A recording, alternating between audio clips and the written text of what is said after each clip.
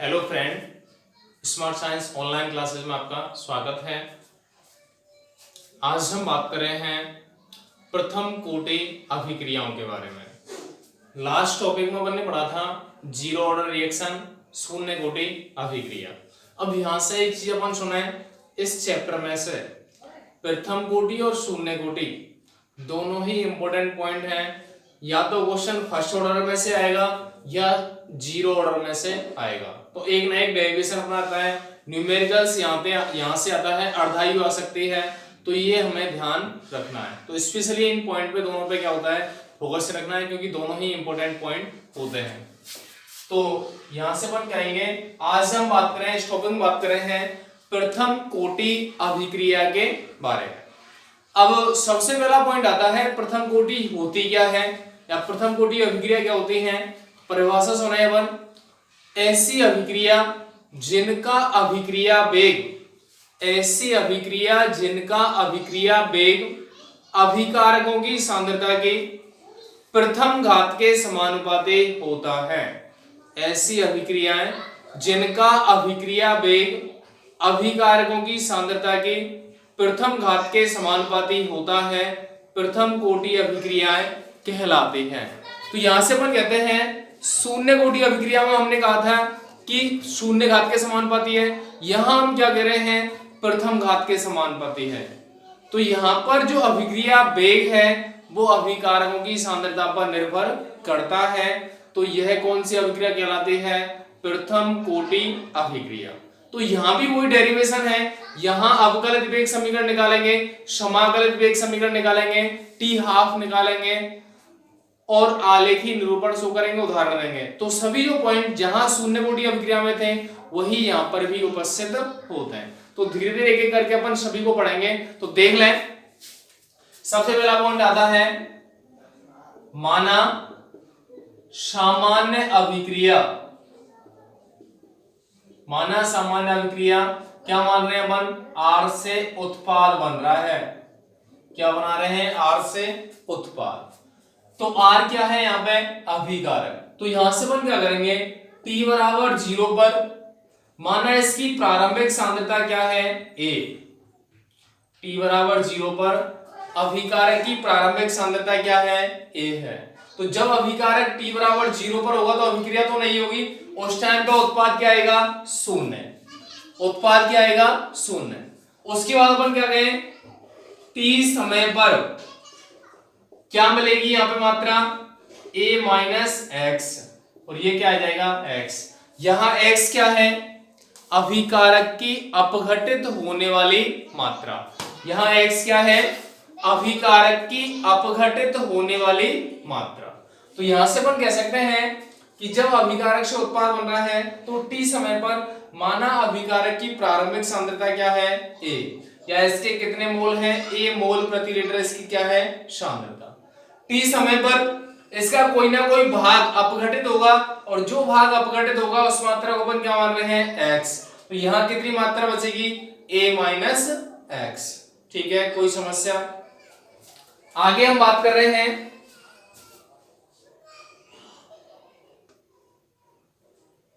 इसमें अपन बात कर रहे हैं कि इस अभिक्रिया में कौन सी अभिक्रिया है, R से क्या बन रहा है, उत्पाद। उत्पाद में अपन कह रहे हैं T बराबर 0 पर माना इसकी प्रारंभिक मात्रा क्या है, A।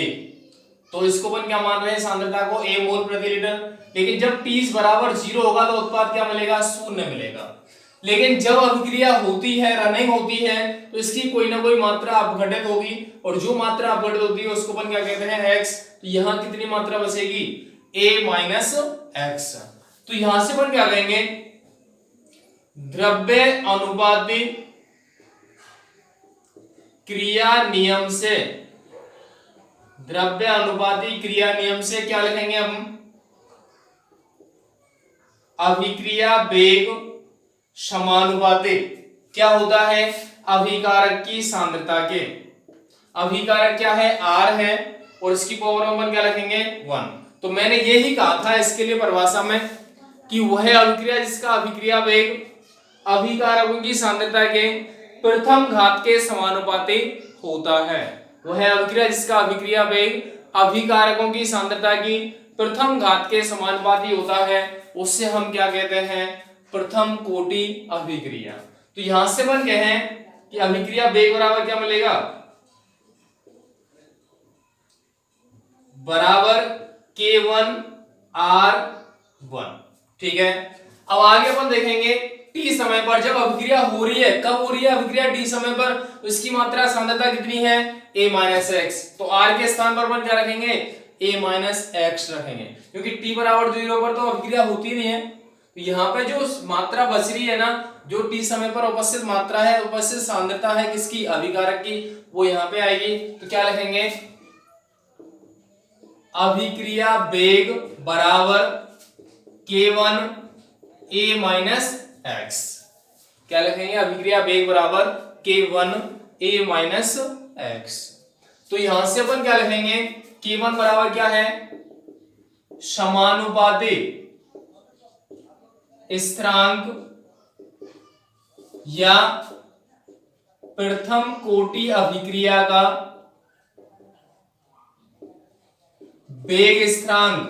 प्रथम कोटि अभिक्रिया का क्या है, ये वेग स्थिरांक है। ठीक है, अभिक्रिया वेग को हम क्या लिखते हैं, dx अपॉन dt। क्या लिखते हैं, dx अपॉन dt, सांद्रता में होने वाला परिवर्तन अपॉन परिवर्तन में लगा समय। तो dx अपॉन dt बराबर क्या मिलेगा, K1 A माइनस एक्स। इसको हम क्या देते हैं, समीकरण 1। इसको क्या दे देंगे, समीकरण 1। तो यहां से अपन क्या लिखेंगे, समीकरण 1 प्रथम कोटि अभिक्रिया का, समीकरण 1 प्रथम कोटि अभिक्रिया का अवकलित वेग समीकरण कहलाता है।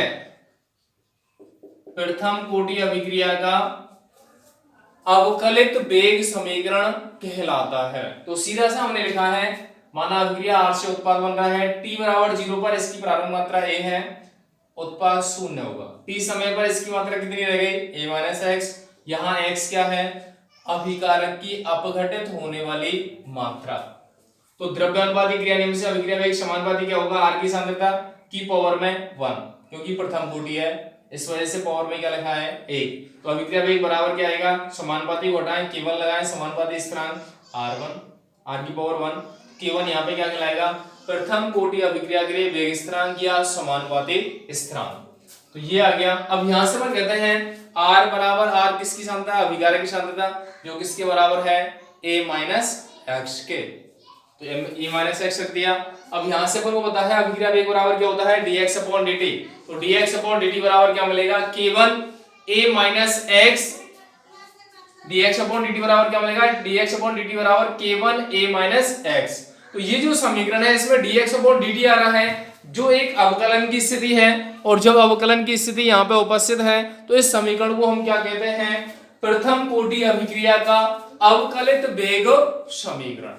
तो सीधा सा है, जैसा हमने शून्य कोटि अभिक्रिया में लिखा था उसी के अकॉर्डिंग प्रथम कोटि अभिक्रिया का अवकलित वेग समीकरण प्राप्त होता है। ठीक है, कोई दिक्कत किसी भी स्टूडेंट को? तो आगे चलें। ठीक है, आगे अपन देखेंगे क्या मिलेगा। आगे हम निकालेंगे, इससे आगे समाकलित वेग समीकरण। क्या निकालेंगे, समाकलित वेग समीकरण। तो यहां से लिखेंगे समीकरण 1 से, या 1 को पुनर्व्यवस्थित करने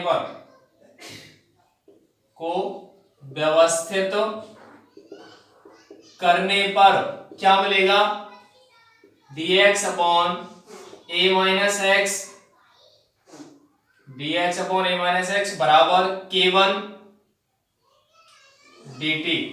मतलब dt को हम इधर ले गए और a माइनस एक्स को नीचे ले आए, तो क्या मिल रहा है, dx upon a minus x बराबर K1 dt। ठीक है, उसके बाद अपन क्या करेंगे, समाकलन करने पर, समाकलन करेंगे तो क्या मिलेगा, dx upon a minus x बराबर, इसका समाकलन करें तो केवल बाहर आ जाएगा dt। बताओ कोई दिक्कत यहां तक? समाकलन कर रहे हैं समीकरण का, क्या मिल रहा है, समाकलित चिन्ह है dx upon a minus x बराबर k1 dt। ठीक है, अब समाकलन हम करते हैं तो इसका समाकलन कितना आता है, minus l n a minus x. तो यहां से k1 तो k1 आ जाएगा, dt का समाकलन अपना क्या होता है, t।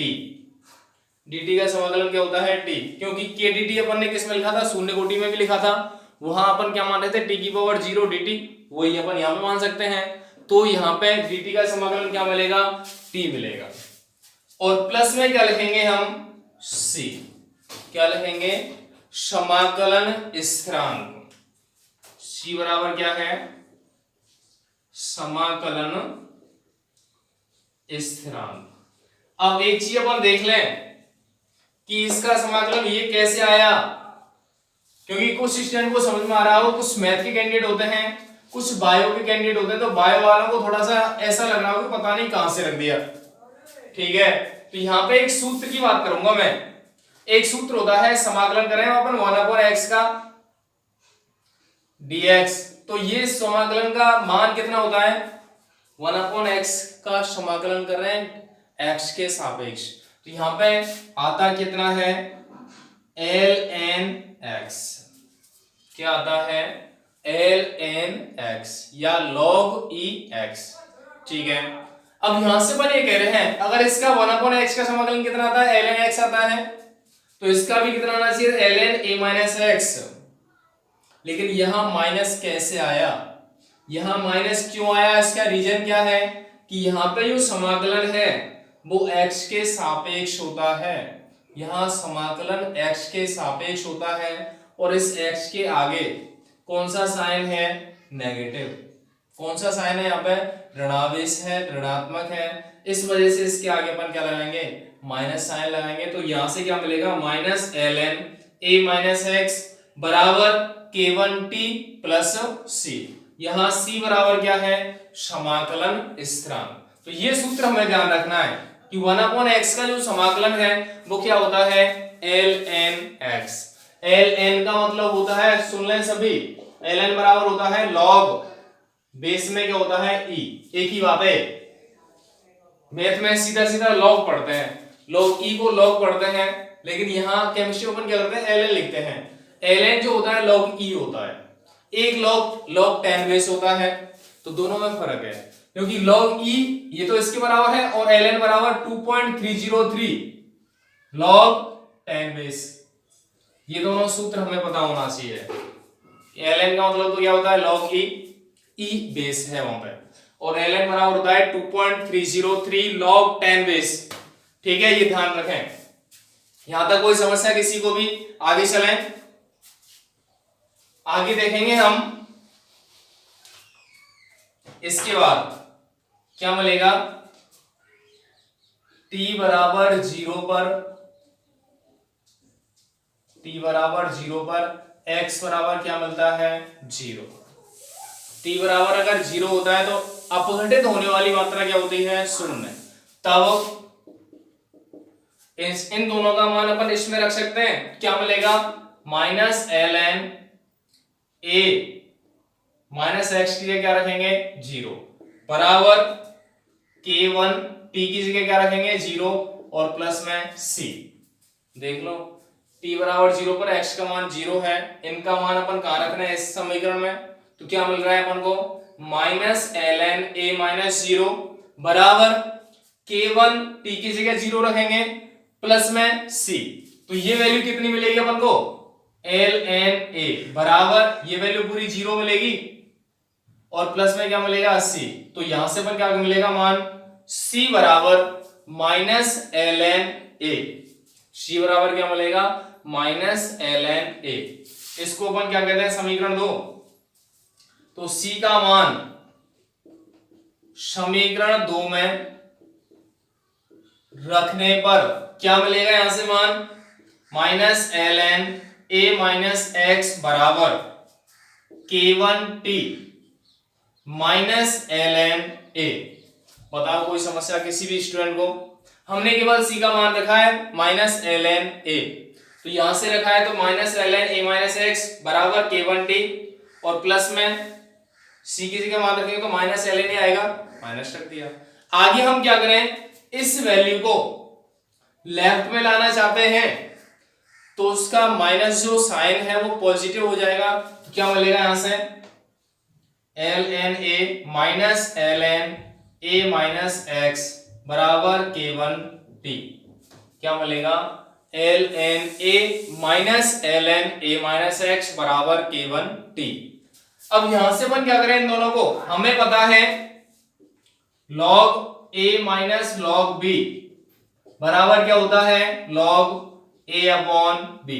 पढ़ा है इसे समीकरण कि log a minus log b बराबर क्या होता है log a अपॉन b, और log a plus log b बराबर होता है log a इंटू b। मतलब माइनस की जो वैल्यू है वो अपॉन में आती है और प्लस की जो वैल्यू है वो मल्टीप्लाई में जाती है। तो ये सूत्र होता है log a minus log b बराबर होता है log a अपॉन b। इसको भी हम ऐसे लिख सकते हैं, क्या आएगा ln a upon a minus x बराबर k1 t। ln a upon a minus x बराबर k1 t। कोई दिक्कत यहां तक बताओ किसी को भी? सीधा सीधा अपने डेरिवेशन किया, यहाँ पे अपन को पता होना चाहिए कि अपन समाकलन किस प्रकार से कर रहे हैं। मैंने बताया है 1 अपॉन x को समाकलन क्या होता है ln x, तो 1 अपॉन में ही तो है 1 अपॉन a माइनस x का समाकलन क्या आएगा 1 अपॉन a माइनस x का समाकलन क्या आएगा ln a माइनस x। लेकिन इसके आगे साइन क्या है माइनस है, वो क्यों आ रहा है क्योंकि x कैसा है यहाँ पे माइनस है, क्योंकि x के सापेक्ष ही समाकलन यहाँ पे किया जाता है।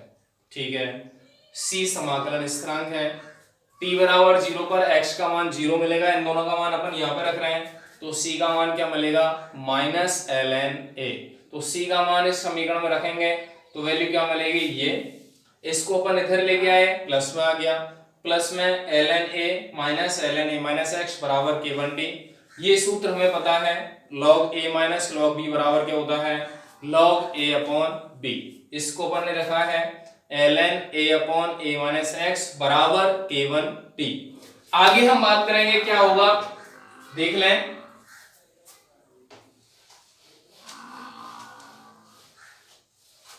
आगे स्थिति क्या मिलेगी ln a upon a minus x बराबर k1 t। इसमें से अपन क्या कर रहे हैं k1 बराबर क्या मिलेगा 1 upon t ln a upon a minus x।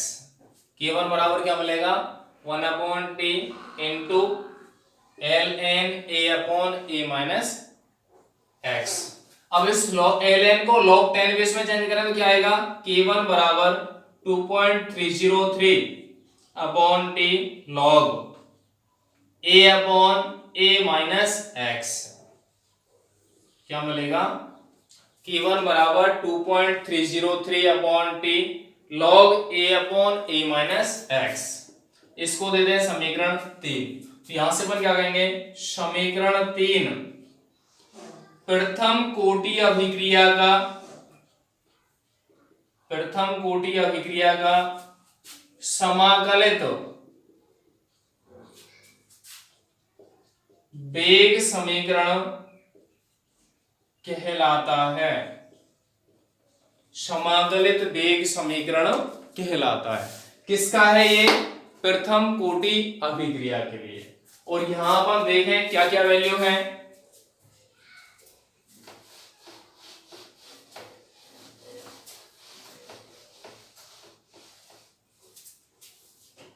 यहां हम क्या लिखेंगे k1 बराबर क्या है प्रथम कोटि अभिक्रिया का वेग स्थिरांक, t तो क्या है समय है, a बराबर है अभिकारक की प्रारंभिक सांद्रता, x बराबर है अभिकारक की अपघटित होने वाली मात्रा, और कुछ है क्या? और कोई नहीं है। ये अपना समीकरण 3 क्या कहलाता है? प्रथम कोटि अभिक्रिया का समाकलित वेग समीकरण। देख लो कोई समस्या किसी को भी, किसी भी स्टूडेंट को, देखें प्रथम कोटि अभिक्रिया का समाकलित वेग समीकरण कैसे प्राप्त होता है। पूरा पूरा डेरिवेशन है। अब 2 नंबर का डेरिवेशन देते हैं, अपन को पता है, ये पूछ लें कि प्रथम कोटि अभिक्रिया के लिए समाकलित वेग समीकरण दीजिए।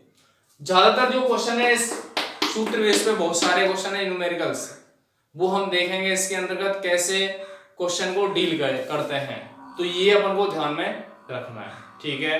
कोई दिक्कत? आगे चलें, ठीक। देखो आगे,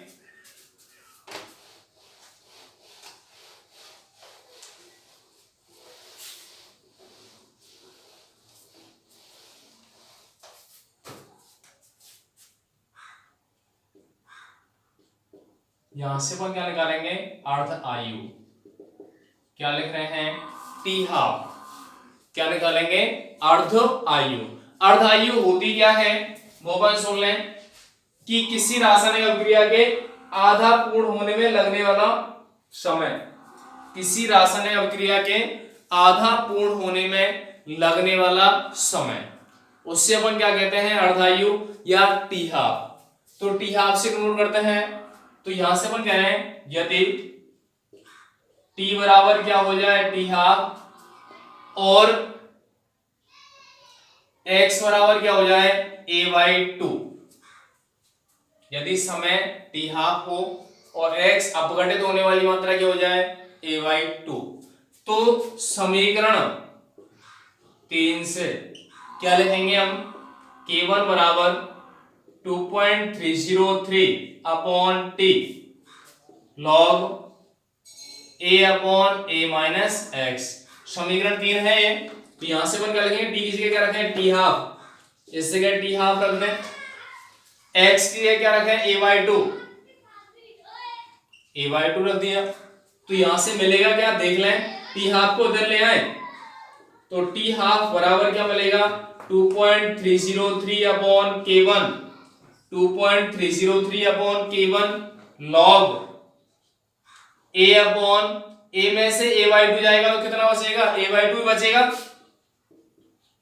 a में से a/2 ही जाएगा तो कितना बचेगा? a/2 ही, आधा ही बचेगा, क्योंकि 1 में से 1/2 जाएगा तो आधा ही तो बचेगा, हाफ। तो यहां से a में से a/2 घटाएंगे तो कितना आएगा? a/2 ही आएगा। इसके बाद इसको अपन कैंसिल कर दें, ठीक है? टी हाफ बराबर क्या मिलेगा? 2.303 अपॉन k1 लॉग ये क्या मिलेगा? 2, क्योंकि ये दोनों कैंसिल हो गए, ये अपोन में है, अपोन की अपोन में है, तो 2 कहां चला जाएगा? ऊपर, तो log 2 आएगा। आगे हम देखें, चूंकि log 2 बराबर क्या होता है? 0.3010। log 2 का मान कितना होता है? 0.3010। तो इस वैल्यू को अपन कहां रखेंगे? यहां पे। तो क्या मिलेगा? इसलिए टी हाफ बराबर क्या आएगा? 2.303 अपॉन k1 लॉग के लिए अपन ने ये मान रख दें, इसका कितना आएगा? 0.3010। ठीक है, दोनों का गुणा करेंगे तो ये मान आएगा कितना? 0.693 अपॉन k1। ये मान क्या मिलेगा? 0.693 अपॉन k1। किसके लिए मान है ये? T half. किसके लिए? प्रथम कोटि अभिक्रिया के लिए। अब हम ये देख रहे हैं समीकरण में कहीं ए मिल रहा है क्या? कहीं प्रारंभिक सांद्रता उपस्थित है क्या? नहीं है। जब अभिक्रिया या समीकरण में प्रारंभिक सांद्रता नहीं है तो हम क्या कहेंगे, या समीकरण 4 से स्पष्ट क्या होता है कि प्रथम कोटि अभिक्रिया का अर्धायु काल अभिकारक की प्रारंभिक सांद्रता के समानुपाती नहीं होता या प्रारंभिक सांद्रता पर निर्भर नहीं करता।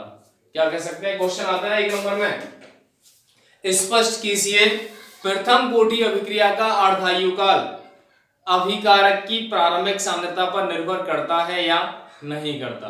तो हम क्या कहेंगे कि इसका जो अर्धायु काल है वह प्रारंभिक सांद्रता पर निर्भर नहीं करता। तो उसके लिए हम डेरिवेशन ये करेंगे, छोटा सा डेरिवेशन है, केवल अपन को क्या करना है, समाकलित वेग समीकरण से ये आएगा। इसमें t का मान t हाफ रखेंगे तो x का मान क्या रखेंगे? a/2। दोनों मान रखे हैं, इसको सॉल्व करेंगे कितना मिलेगा, t हाफ बराबर 0.693 अपॉन k1। तो यहां से अपन क्या कह सकते हैं, समीकरण अतः समीकरण 4 से स्पष्ट है कि प्रथम कोटि अभिक्रिया का अर्ध आयुकाल अभिकारक की प्रारंभिक सांद्रता के समानुपाती नहीं होता। तो दूसरा पॉइंट यहाँ पे क्लियर है, मतलब अवकलित वेग समीकरण हमने पढ़ लिया, समाकलित वेग समीकरण पढ़ लिया, एक सेकंड पॉइंट क्या पढ़ लिया, अर्ध आयु काल। ठीक है, कोई समस्या किसी को भी, चलो कोई दिक्कत नहीं।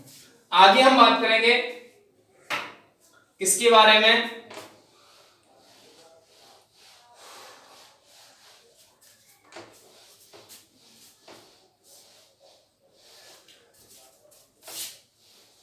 एक समीकरण होता है यहाँ पे कौन सा, एक समीकरण कौन सा होता है, इसी में बता रहा हूं मैं, प्रथम कोटि अभिक्रिया में अंतराल समीकरण। कोई पूछ ले या क्वेश्चन आ जाए कि प्रथम कोटि अभिक्रिया का अंतराल समीकरण दीजिए, तो कैसे प्राप्त इसको किया जाएगा।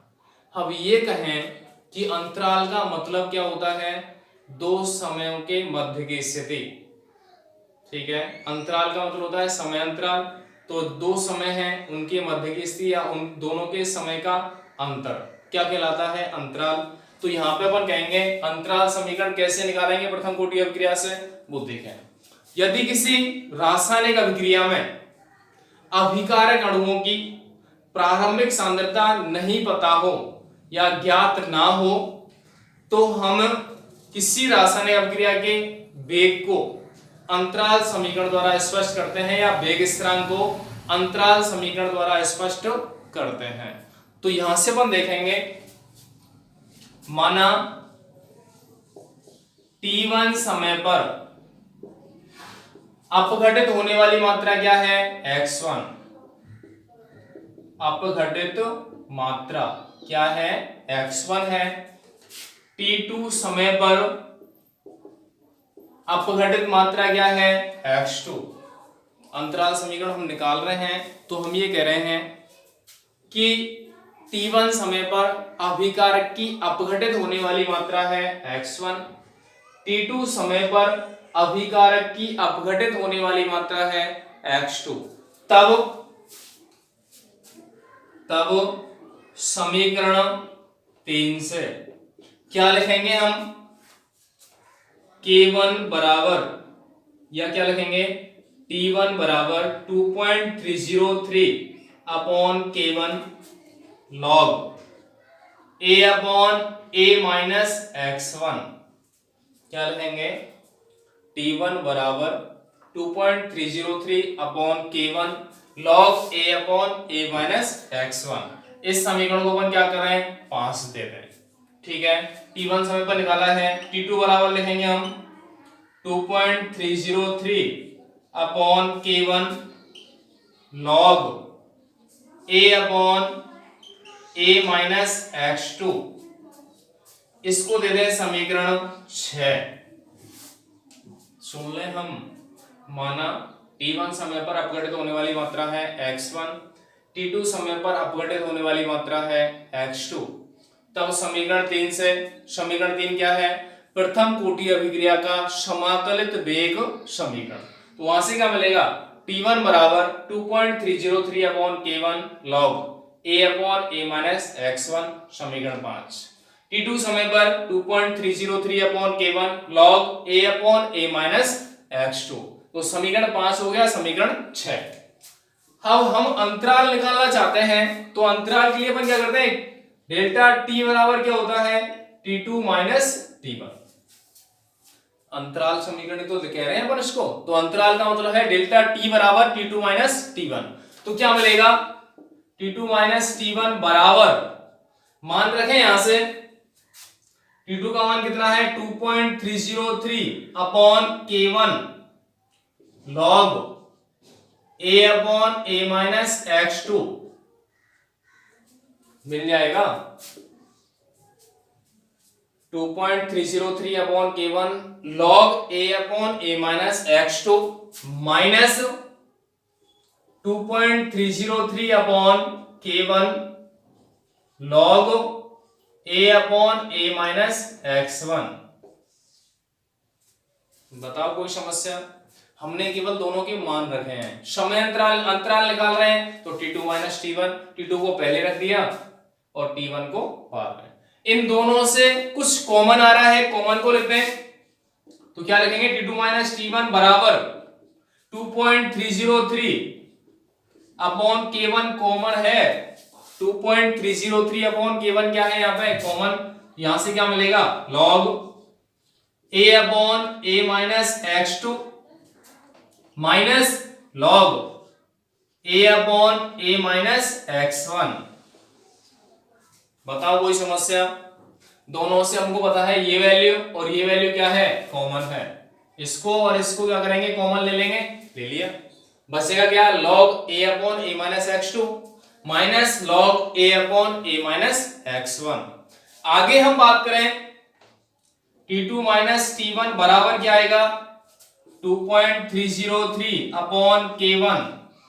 हमें पता है log A minus log B है, log A minus log B है, तो ये क्या होंगे? अपॉन में आएंगे। अपॉन में आएंगे तो लिखेंगे क्या अपन? log A upon A minus x2 multiply में, ये अगर अपॉन में आएगा तो A upon A minus x1 है तो A माइनस x1 तो ऊपर जाएगा और A क्या आएगा? नीचे। तो क्या लिखेंगे हम? A minus x1 upon A। क्या लिख रहे हैं हम? log A minus log B बराबर क्या है? log A minus log B बराबर क्या है? log A upon B। यही तो है। इसको हमने लिखा है तो log A upon A minus x2 के अपॉन में क्या आएगा? A minus x1। तो ये क्या होगा? अपॉन के अपॉन में अगर होगा तो रिवर्स हो जाएगी वैल्यू, तो क्या लिखेंगे? ये वाला वैल्यू आएगी log A upon A minus x2 into A minus x1 upon A। Cancel कर दें, क्या मिलेगा यहां से? T2 माइनस T1 बराबर 2.303 upon K1 log A minus x1 upon A minus x2।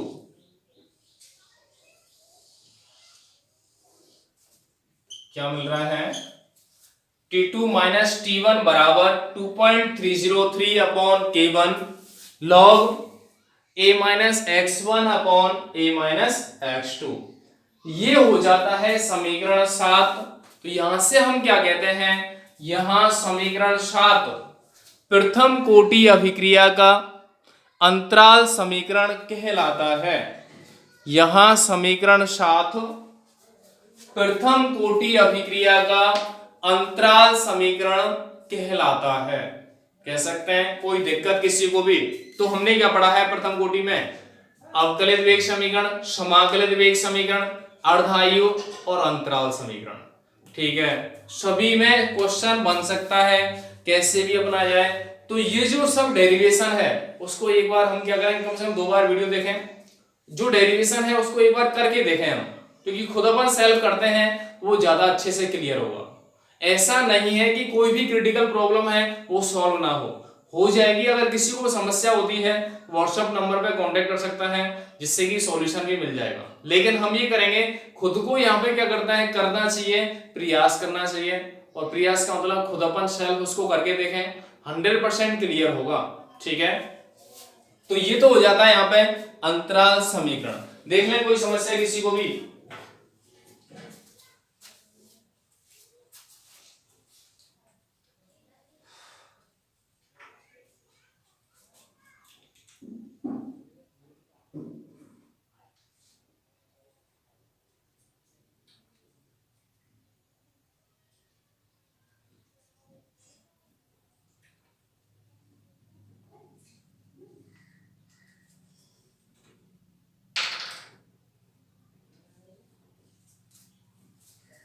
चले आगे, अंतराल समीकरण हो गया। कोई समस्या किसी को भी? ठीक, आगे हम बात कर रहे हैं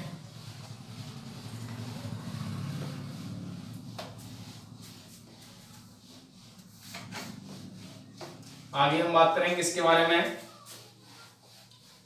आलेखी निरूपण ग्राफ बनाएंगे हम यहाँ पे। और ग्राफ कैसे बनाएंगे वो देख लें, किस प्रकार से प्राप्त होंगे ग्राफ। आलेखी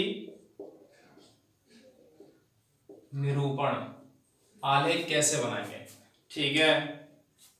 यहां से अपन क्या करें, एक तो बनाएंगे समीकरण 3 से। क्या बनेगा, समीकरण 3 क्या है, P1 बराबर या K1 बराबर क्या है 2.303 अपॉन P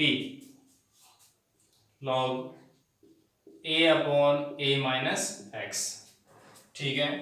यहां से अपन क्या लिखेंगे, log A upon A minus x बराबर क्या मिलेगा K1T अपॉन 2.303। समीकरण 3 क्या है, K1 बराबर 2.303 upon T log A upon A minus x. अब यहां से अपन क्या करें, log A upon A minus x लिखेंगे तो इस वैल्यू को अपन क्या करें, इधर ले आए तो क्या मिलेगा, log A upon A minus x बराबर K1T अपॉन 2.303। अब इसकी तुलना करेंगे इससे y बराबर mx, तो y अक्ष में तो क्या रखेंगे ये, x अक्ष में क्या रखेंगे t, और जो शेष रहेगा वो किसके बराबर होगा, m के। तो ग्राफ बनाए अपन यहां पे, y अक्ष में क्या रख रहे हैं, log a upon a minus x, इस अक्ष पे क्या है, t है। अब देखें ये वैल्यू अपन को मिल रही है शेष, ये किसके बराबर होगी, m के। तो ढाल है और m जो ढाल है उसके आगे प्लस है या माइनस है, प्लस है। और प्लस अगर होता है तो यहाँ पे जो ग्राफ है, यहाँ पे c का मान मिल रहा है क्या, कोई नहीं मिल रहा। जब c का मान 0 है तो यहाँ पे जो ग्राफ है वो कहां से जाएगा, मूल बिंदु से। तो यहाँ पे अपन ने ग्राफ बनाया कहां से, मूल बिंदु से। इसका अपन क्या लिखेंगे, ढाल, ये किसके बराबर होगा, K1 अपॉन 2.303, K1 अपॉन 2.303 किसके बराबर है, ढाल के। तो एक ग्राफ तो अपना हो जाता है प्रथम कोटि अभिक्रिया के समाकलित वेग समीकरण से।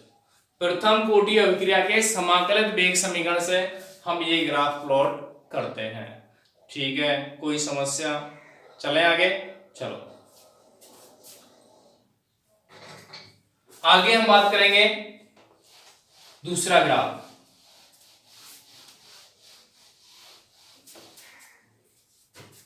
चूंकि हम ये कहते हैं माइनस लॉग, या इसी समीकरण 3 से ही कहते हैं अपन, समीकरण 3 से क्या लिख रहे हैं अपन, log a upon a minus x बराबर K1T अपॉन 2.303। इसको हम ऐसे लिख सकते हैं, log a minus log a minus x बराबर K1T अपॉन 2.303। इसको अपन इधर ले आए, इधर ले आए, या अपन ऐसे कहते हैं इस वैल्यू को अपन इधर ले आए, इस वैल्यू को इधर ले आए तो क्या मिलेगा अपन को, log a माइनस एक्स बराबर minus K1T upon 2.303 plus log a। बताओ ऐसे हो सकता है क्या, ये हमने क्या किया, इसको तो यहीं रहने दिया, इस वैल्यू को अपन इधर ले गए तो प्लस में आ जाएगी, प्लस में आ गई। इस वैल्यू को इधर ले आए तो ये माइनस में आ जाएगी, तो माइनस में आ गई। अब ये जो समीकरण मिल रहा है इसकी तुलना करेंगे अपन y बराबर mx प्लस c। y अक्ष पे ये रखेंगे, c क्या है, log a है, x क्या है t, और K1 अपॉन 2.303 किसके बराबर है, m के। और जिसके आगे क्या लगा हुआ है, माइनस, उसका मतलब है जो स्लोप है वो उल्टा आएगा। यहां से अपन ग्राफ बनाएं, y अक्ष पे क्या रखें, log a माइनस एक्स, क्या रखेंगे, log a minus x. x अक्ष पे क्या रखेंगे, t।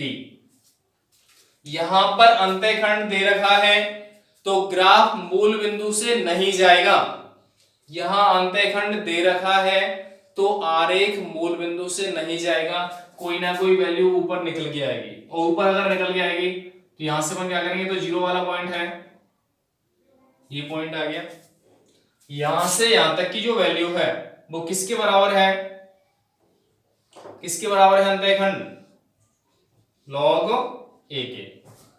अब यहां पर अपन कह रहे हैं p के सापेक्ष अपन ने ग्राफ खींचा है, तो माइनस k1/2.303 क्या है, स्लोप है, ढाल है, माइनस है तो ग्राफ कैसे आएगा, नीचे ना कि ऊपर की तरफ। तो यहां पे आरेख कैसा मिलेगा, इस प्रकार से, इस प्रकार से आरेख आएगा, और इस प्रकार से आरेख का मतलब है आरेख उल्टा जा रहा है, उल्टे का मतलब है यहाँ पे नेगेटिव साइन होने के कारण। अगर ये पॉजिटिव होता तो आरेख कैसे जाता, ऊपर की ओर, तो ये इस प्रकार से अपना आरेख मिलेगा। इसका स्लोप देखें, ढाल, तो ढाल बराबर क्या मिलेगा, किसके बराबर है, -k1/2.303। स्लोप किसके बराबर है, -k1/2.303। तो ये जो आरेख है वो किससे संबंधित है, प्रथम कोटि की अभिक्रिया के लिए प्राप्त होता है। तो ये अपन बना सकते हैं। किसी को समस्या होती है तो बोल सकते हैं, बता देना, किसी को भी कांटेक्ट नंबर पे कॉल कर दें या अपन क्या करें, मैसेज करें, जिससे कि हमें कोई भी समस्या का सॉल्यूशन आसानी से प्राप्त हो सके। ठीक है, कोई दिक्कत, चलें आगे, चलो एक और बताऊंगा मैं, आलेख।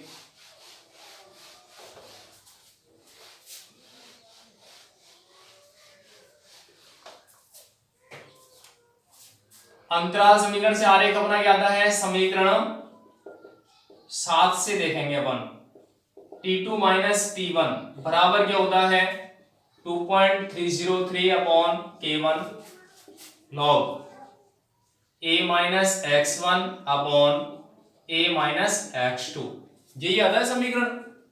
अब ये समीकरण अगर आता है तो इसको में से अपन ये लिखें log A minus x1/A minus x2 बराबर, ये क्या मिलेगा, K1/2.303 और T2 माइनस T1, ये मिल जाएगा। ये तो लिखा था हमने अंतराल समीकरण, समीकरण 7 से क्या लिखा था, डेल्टा T बराबर 2.303/K1 log A minus x1/A minus x2। यहां से अपन क्या करेंगे, इसकी तुलना करेंगे, y बराबर mx, अंतःखंड तो है ही नहीं, तो y अक्ष पे क्या रखेंगे, ये वैल्यू, x अक्ष पे क्या रखेंगे, डेल्टा T, और m किसके बराबर होगा, इसके। ग्राफ बनाए,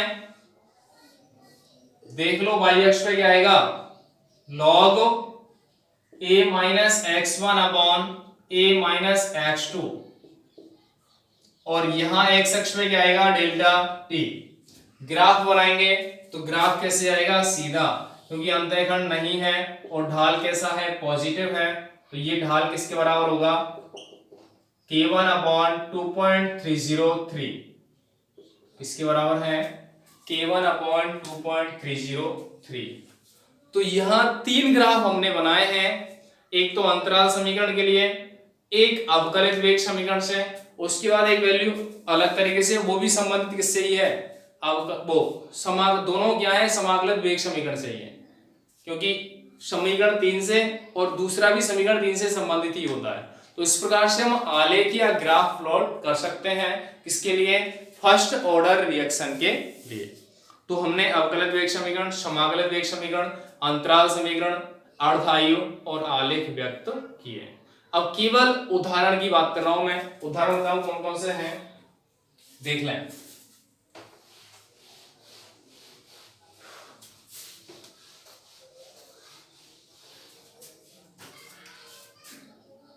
उदाहरण, पहला एग्जांपल है अमोनियम नाइट्राइड का तापीय वियोजन। ठीक है, अमोनियम नाइट्राइड का सूत्र होता है NH4NO2। इसको अगर अपन तोड़ते हैं तो क्या बनता है, N2 plus H2O। N2 plus क्या बनता है, H2O। H2O कितने बनेंगे, 2। यहां से वेग लिखते हैं तो वेग बराबर क्या आता है, K1 NH4NO2 की पावर में क्या आएगा 1, क्योंकि प्रथम कोटि अभिक्रिया है। क्या है? प्रथम कोटि अभिक्रिया। ठीक है, इसके बाद इसकी पावर में 1 है तो कोटि का मान क्या मिलेगा 1 मिलेगा, और इसके अणु 1 है तो अणु संख्या का मान भी क्या मिलेगा 1 ही मिलेगा। ठीक है, कोई समस्या? दूसरे एग्जांपल में आते हैं। सभी रेडियो सक्रिय पदार्थ, रेडियो सक्रिय अक्षय की जो अभिक्रियाएं हैं वो प्रथम कोटि के अंतर्गत आती हैं। रेडियो सक्रिय का मतलब होता है ऐसे पदार्थ जो स्वतः ही विकिरणों का उत्सर्जन करते हैं, रेडियो सक्रिय पदार्थ कहलाते हैं। जैसे रेडियम है, यूरेनियम है, इनकी जो भी अभिक्रियाएं होती हैं वो सब किस में आती हैं? फर्स्ट ऑर्डर रिएक्शन, प्रथम कोटि अभिक्रियाओं के अंतर्गत आती हैं। ठीक है, एक एग्जांपल और बता देता हूं। एजो आइसोप्रोपेन, एजो आइसोप्रोपेन का अपघटन का तापीय वियोजन कैसे मिलेगा? देख लो, संरचना क्या होती है? CH3 N double bond N CH3 इसका वियोजन हम करते हैं, क्या मिलता है? N2 प्लस में C6 H कितने मिलते हैं? 14। देख लो, ये जो ग्रुप है इसको हम क्या कहते हैं? आइसोप्रोपेन। इसको क्या कहा जाता है? आइसोप्रोपेन। ये वाला ग्रुप भी क्या है? आइसोप्रोपेन है। और ये जो समूह है इसको हम क्या कहते हैं? एजो। क्या कहलाता है? एजो समूह। तो यहाँ पे आइसोप्रोपेन इससे एजो समूह से जोड़ने के कारण इसका नाम क्या देते हैं? Azo isopropene. ठीक है, तो यहां से N2 मिलेगा, इसका वेग लिखेंगे तो क्या मिलेगा? K1। एजो आइसोप्रोपेन लिखते हैं अपन CH3 का whole twice CH N double bond N CH3 का होल ट्वाइस पावर में 1। तो कोटि क्या मिलेगी यहाँ पे? 1, और अनुसंख्यता भी कितनी मिलेगी? 1। तो ये हो जाता है एजो आइसोप्रोपेन का तापीय अपघटन। तो ये सब जो पॉइंट हमने पढ़े हैं वो सभी किसके अंतर्गत आते हैं? प्रथम कोटि अभिक्रिया के अंतर्गत। तो सभी स्टूडेंट से रिक्वेस्ट है अच्छे से पढ़ें, अच्छे से मेहनत करें, क्योंकि बोर्ड की क्लास है। और जो भी हम टीचर्स जो कहते हैं उसके साथ साथ अपन क्या करें? पढ़ें, क्योंकि टीचर्स का जो योगदान है वो होता है गाइडेंस का। गाइड हम करते हैं तो साथ साथ अगर अपन चलते हैं तो उसके लिए या स्टूडेंट के लिए हमेशा फायदेमंद रहता है। तो हमें ये जो लेक्चर है या ये जो वीडियो है या ये जो टॉपिक है वो अच्छे से कंप्लीट करना है। कम से कम 2 बार अपन देखें डेरिवेशन को, उसके बाद अपन सेल्फ करें रफ कॉपी में, और उसके बाद नोटबुक में नोट करें। ठीक है, तो आज के टॉपिक के लिए सभी स्टूडेंट का धन्यवाद, और बात करेंगे नेक्स्ट टॉपिक में नेक्स्ट टाइम। धन्यवाद।